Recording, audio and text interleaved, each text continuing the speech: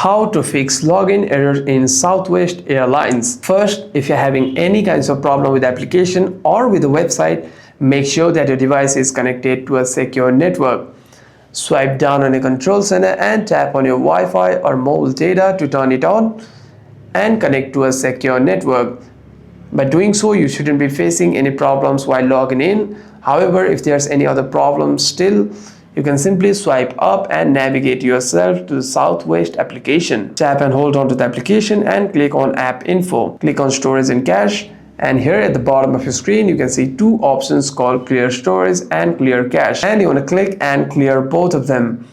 By doing so, the next time you open the app, you shouldn't be facing any problems regarding your login. However, if there's any other kinds of problem with the application, you can simply restart your device once and open the app again.